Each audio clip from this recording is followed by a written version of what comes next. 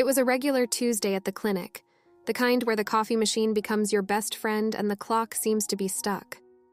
I'm a psychologist here, dealing with folks who carry more baggage than a loaded freight train. It's tough, but rewarding. That's when Patrick walked in, lugging his dad along, who looked like he'd seen better days. "Hey, I need some help here. It's like a maze, and my dad needs to see the doctor pronto," Patrick said, his voice laced with worry but trying to keep it cool. "Sure thing," I replied, putting down my third cup of coffee. "Follow me." As we walked, Patrick kept thanking me like I was doing him a huge favor. "Appreciate this. Dad's been off his game, and I'm just trying to keep the ship from sinking, you know," he said. "You're doing good. It's not easy, but hey, you're not alone," I reassured him. We got to the doctor's office, and I assured him they were in good hands. "Thanks. I'll call you Samuel," I said. "Thanks, Samuel. I owe you one. Let me buy you coffee sometime," Patrick offered, scratching the back of his neck, looking a bit awkward. "Sure, but I warn you, I'm a tough critic when it comes to coffee," I laughed. "Challenge accepted," he grinned. Just like that, we hit it off. We started hanging out, first coffee, then movies, and the occasional dinner. It was easy with him, like I didn't have to try hard to be someone I'm not. Patrick was all about keeping things real. No airs about him. He worked in his family's laundry business. Nothing glamorous. But he was proud of what they built. One thing led to another, and our casual meetings turned into something more. Patrick was a breath of fresh air. His straightforwardness, the way he'd call it as he saw it, no sugarcoating. It was refreshing, especially in my line of work where everything's about reading between the lines. "Samuel, you know I've been thinking," Patrick said one evening as we were closing down another burger joint. "We're good together, like really good," I smirked, sipping on the last of my milkshake. "Took you long enough to notice," he laughed, that easy, carefree sound. "So what do you say? You want to make this a regular thing?" "Patrick, I thought you'd never ask. Yes, let's see where this train wreck goes," I teased, bumping his shoulder with mine. A year into dating Patrick, things got pretty serious pretty fast. We were like two peas in a pod, dreaming big and laughing through it all. One chilly evening, wrapped up in layers, we were at our favorite spot in the city, a little bench overlooking the river. That's when Patrick, in his no-nonsense way, popped the question. "So Samuel, I've been thinking," he started, his breath forming little clouds in the cold air. "How about we make this official? You, me, a couple of kids running around?" I couldn't help but laugh. "Kids, huh? You sure you can handle that with you?" "I'd handle a zoo," he shot back with a grin. I took a moment, looking out at the water, the future suddenly feeling so near and close. "Yes, Patrick, let's dive into that zoo together." The decision to marry Patrick was the easy part. Living it out now was going to be a challenge. We decided on a small, cozy wedding and started talking about our future, dreaming of a big family. Patrick was on board, his dreams as big as mine. We settled in a rented apartment, squirreling away whatever we could for a down payment on a house. But not everything was smooth sailing. The real storm brewed with Patrick's parents, especially his mom, Mrs. Brandon.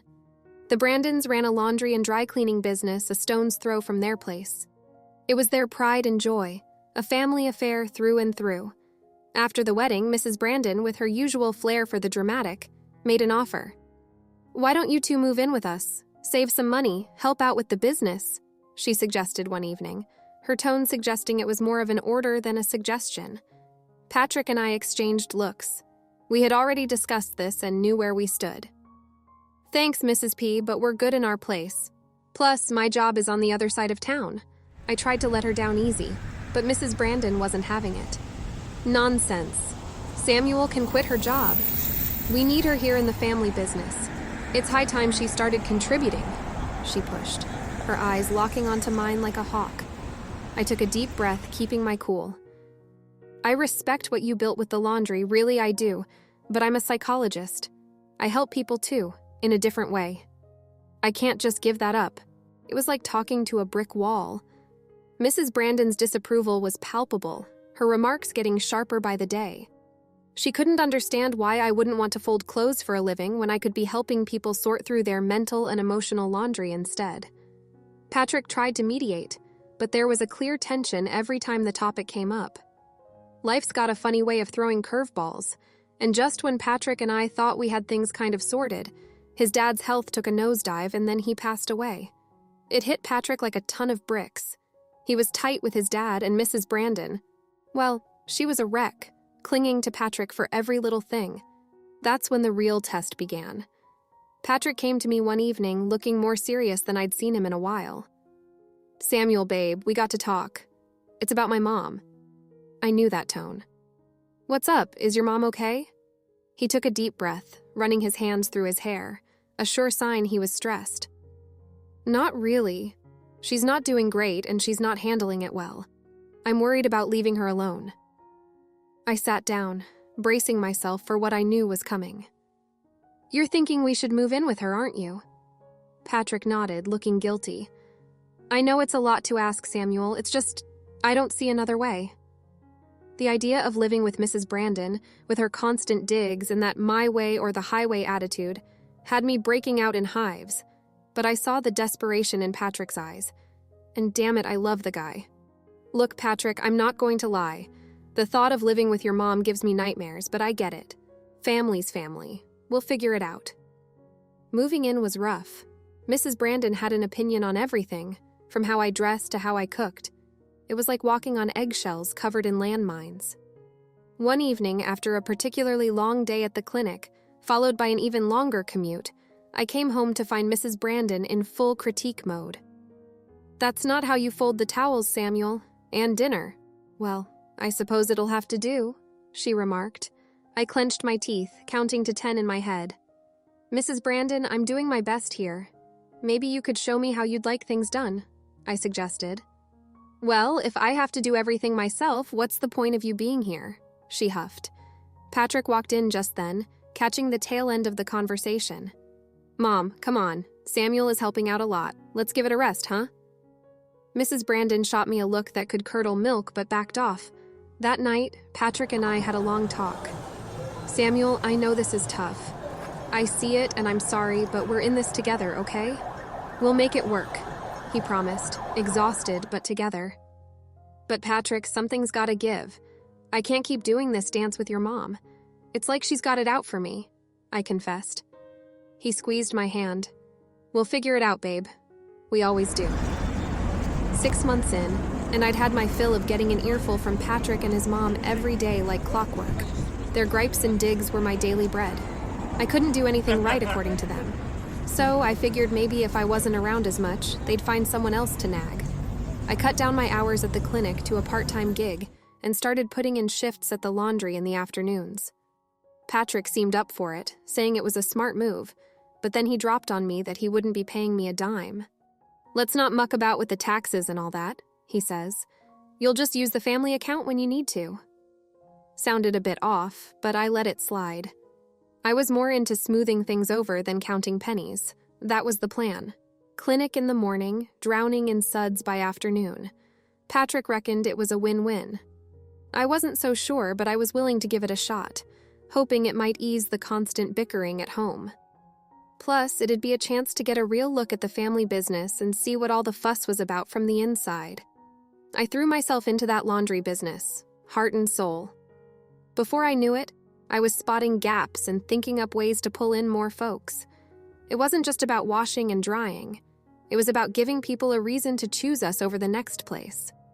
But when I laid my cards on the table, hoping Patrick would see the potential, he shut me down. "I've been in this game since I was knee-high. What do you know about running a laundry?" he scoffed. I was gutted, but worse, I started noticing the numbers weren't adding up. Fewer customers, more complaints. It was a sinking ship, and I wasn't about to go down without a fight. I tried talking to his mom, thinking maybe she'd get it. I even found the perfect spot next door to expand, but no dice. Patrick was her golden boy and could do no wrong. It was like talking to a brick wall. But I wasn't done yet. I gathered up all the evidence I could, graphs showing our dipping income, screenshots of scathing reviews online, you name it. "Look at this," I said, shoving the papers in his face. "We're bleeding money and people are talking, none of it good. If we don't shake things up, we're headed straight for the gutter." He barely glanced at the papers before tossing them aside. "You're clueless," he snapped. "This is my turf. Do you think a few bad reviews and a dip in cash flow mean we're tanking? You'll know the first thing about running a laundry." His words hit like a slap. I'd laid it all out, clear as day, but he was too stubborn to see it. It wasn't just about the laundry anymore. It was about respect, about listening to each other. And right then, I realized maybe we weren't on the same page after all.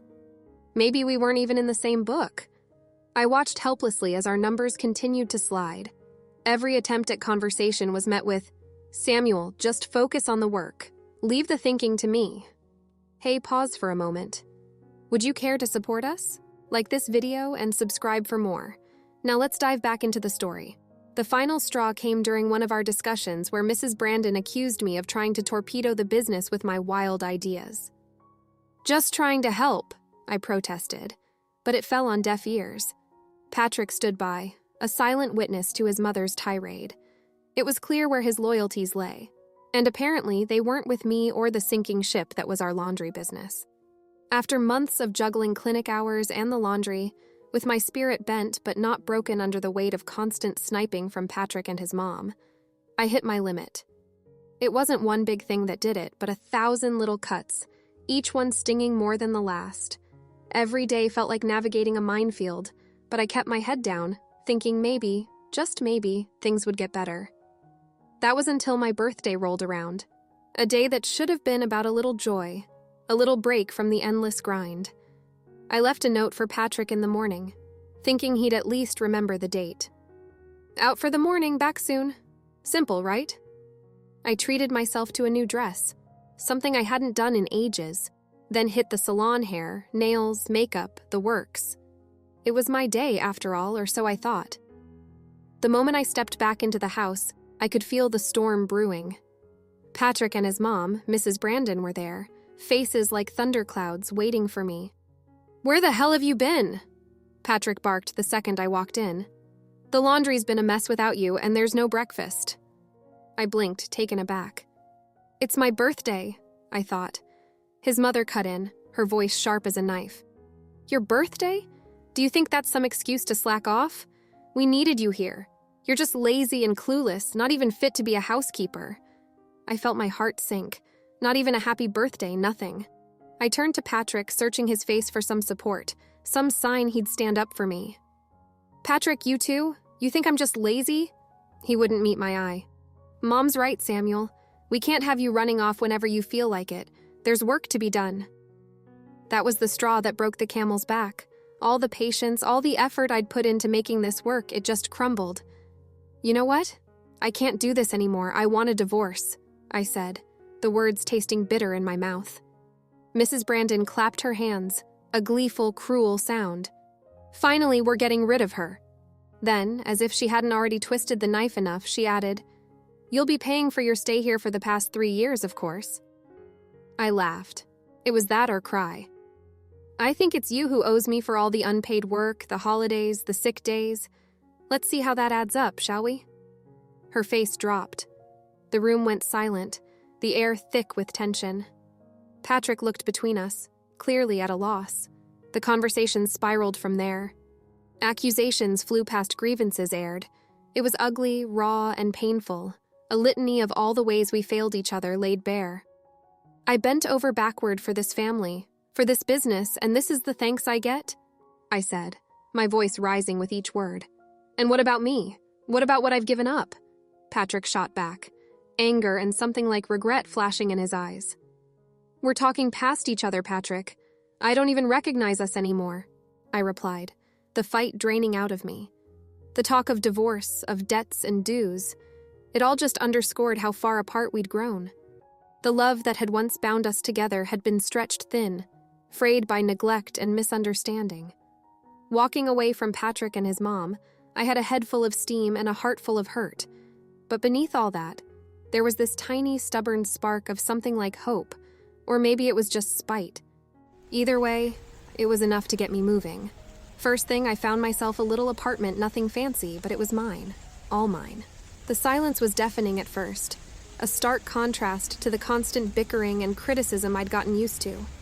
But I filled it up with plans and dreams, louder and more vibrant than any argument. I remember sitting there on a secondhand couch, surrounded by unpacked boxes, when my best friend Kayla dropped by. She found me surrounded by papers, my laptop open to a dozen tabs. "What's all this?" Kayla asked, raising an eyebrow as she picked up a stack of printouts about business loans and laundry equipment. "I'm starting my own laundry business," I declared, more to convince myself than her. Kayla whistled low, impressed. "That's a bold move, Samuel, going head-to-head with Patrick and his mom." I nodded, feeling the resolve solidify within me. "Yeah, they think they've seen the last of me, but I'm not done. Not by a long shot. I found a spot for rent right next to their laundry. It's perfect." "Isn't that a bit direct?" Kayla asked, a hint of concern in her voice. "Direct is exactly what I'm going for," I replied. "I've got ideas, Kayla, good ones, and I know I can make this work." I said the words, tumbling out with a passion I hadn't felt in months. Kayla smiled, her support unwavering. "Well, then you're going to need a business plan and probably a drink. I'll grab the wine, you start brainstorming." So we did. We outlined everything from business hours to services offered, differentiating and creating my future laundry from the one run by Patrick and his mom. "I want to create a space that's more than just a place to wash clothes," I explained. "A community hub with top-notch service and a personal touch. Offer something they don't." Kayla suggested sipping her wine, like a loyalty program, or better yet, a guarantee for lost items. "That's genius!" I exclaimed, the idea sparking excitement. "And I can set up a play area for kids, maybe even a small cafe corner. Make it a place where people want to spend time." We worked into the night, fueled by wine and the thrill of creation. By the time Kayla left, I had a solid plan and a fire in my belly. It was more than just a business venture. It was my shot at proving them wrong, at proving to myself that I was more than what they saw. After the dust settled from the divorce, I dove headfirst into my plan. I found the empty spot next to Patrick's laundry and snagged it. It was a mess, sure, but it had potential. I poured everything into fixing it up, buying the best washers and dryers I could afford, and stocking up on top-notch cleaning supplies. The place started shaping up, and I opened the doors with a mix of dread and hope. At first, it was like shouting into the void. Folks just kept on walking past Patrick's, sticking to what they knew, but I wasn't about to fold that easy. I made my place welcoming, with a coffee machine for the adults, a small play area for the kids, and even a couple of slot machines for a bit of fun. I stayed open round the clock, added security cameras, and made damn sure everyone's clothes were treated like treasure. "Listen, I'll give you the best service you've ever had," I'd tell anyone who wandered in, half curious, half skeptical. "Not happy with the clean? It's on the house. But when you see the results, you'll want to come back, guaranteed." Word started getting around, thanks to the effort I put into every detail and every customer. Reviews on the internet began flipping from skeptical to stellar. "Never seen my whites so white," one said. "The coffee is a nice touch," said another. "Love the spot for the kids," chimed in a third. Before I knew it, my little laundry was buzzing, lines forming even in the early hours. My laundry became the go-to spot, not just for the quality of the clean, but for the community I was building. People didn't just come to wash their clothes, they came for a chat, a cup of coffee, or just a break from their day. It was more than a laundry. It was a place people looked forward to visiting. The success was sweet, not going to lie, but the best part was knowing I did it my way, with integrity and a hell of a lot of hard work. Patrick and his mom could keep their old-fashioned ways and their grudges. I was moving forward, one satisfied customer at a time. The day it all came to a head, the air was thick with the scent of detergent and success. That's when Patrick and his mother, like two storm clouds ready to burst, charged into my sunny day. Patrick was the first to launch into the tirade. "You've got some nerve, Samuel, siphoning off our customers with your undercut prices and fancy extras. What's the game, huh?" I didn't flinch. Experience had taught me calmness was a weapon. "No game, Patrick, just good business. I'm offering what people want and need. Can you say the same?" His mother, ever the fire starter, piped up with venom. "You're a thief and a liar, making us look bad, stealing our hard-earned customers. You've turned this into a personal vendetta." I sighed, leaning against the freshly wiped counter. Mrs. Brandon, let's get one thing straight. I haven't stolen anything. People come here because they're tired of your hard-earned neglect. It's as simple as that. Patrick's face turned into a mix of anger and something else, perhaps a dawning realization. We were doing just fine before you started this crusade, he spat out. Crusade? I echoed, incredulous. Patrick, all I did was fill a gap you left wide open. I offered suggestions, remember? You both decided I was the enemy for trying to help. The room fell silent, the weight of the moment settling heavily. Mrs. Brandon, in a last desperate bid, shifted tactics. Fine then. If you're so successful, hire us. Our laundry is dying. We're swamped in debt. I let out a dry laugh. Hire you? After everything? I think it's time for you both to leave. My customers don't need this kind of drama. They knew they had lost, this battle. Their shoulders slumped as they turned to leave. Patrick paused at the door, a complex look crossing his face, a mixture of regret and resignation. This isn't over, Samuel, he said. But it lacked conviction. But it was over, at least for me. I had built something out of the ashes of their disdain, a place that brought a little bit of joy and cleanliness into people's lives. And as they walked out the door, I turned back to my bustling laundry, a smile playing on my lips. This chapter of my life was closed, and I was already looking forward to the next. Let's conclude the story shortly. The bustling sounds of my laundry, the happy chatter of customers, and the rhythmic hum of the washing machines filled the space. I had built a haven, a place of solace and service, a testament to my strength and resilience. Looking back, I realized that leaving Patrick and his mother was the best decision I ever made. It wasn't easy, but it was necessary. Their negativity and disapproval had become a suffocating blanket, and I had to break free. Now, with my own thriving business, I was finally living my life on my terms. I learned valuable lessons about love, family, and the importance of standing up for myself. The experience had been painful, but it had also been liberating. I was no longer the timid, insecure woman I had been when I first met Patrick. I was stronger, more confident, and more determined than ever before. As I watched my customers leave, their faces beaming with satisfaction, I felt a deep sense of pride.